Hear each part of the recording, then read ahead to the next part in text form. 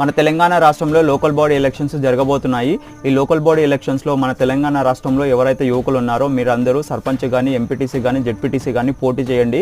మీరు పోలింగ్ బూత్కి వెళ్ళి ఓటేయడం కాదు, మీరే ఒక క్యాండిడేట్గా పోటీ చేయండి. మనకు ఇక్కడ ఈ తెలంగాణ రాష్ట్రంలో ఇప్పుడు ఈ లోకల్ బాడీ ఎలక్షన్స్లో రిజర్వేషన్స్ వస్తాయి కదా. ఒకవేళ మీకు ఆ రిజర్వేషన్ వస్తే ఆ రిజర్వేషన్ ప్రకారము మీ విలేజ్ నుంచి మీరు పోటీ చేయండి. ఎంపీటీసీ అయినా పర్లేదు, జెడ్పీటీసీ అయినా పర్లేదు, సర్పంచ్ అయినా పర్లేదు.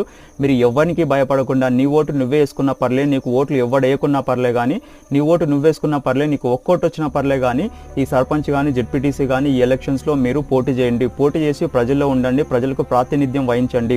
ఇక్కడ ఈ రాజకీయ నాయకులు ఎవరైతే ఉంటారో, పెద్ద పెద్ద రాజకీయ నాయకులు ఎవరైతే ఉంటారో వీళ్ళు ఏమంటారంటే యువకులందరూ రాజకీయాల్లోకి రావాలని చెప్తారు. కానీ యువకులకు రాజకీయాల్లోకి వచ్చే టైంలో వీళ్ళు ఏం చేస్తారంటే మనల్ని తొక్కేసే ప్రయత్నం చేస్తారు. మనకి ఎలాంటి ఛాన్స్ రానివ్వరు, మాటలకు మాత్రమే ఉంటారు కానీ మనకు ఛాన్స్ ఇవ్వరు. మనమే ఛాన్స్ తీసుకోవాలి, మనమే ఎన్నికల్లో పోటీ చేసి గెలవాలి.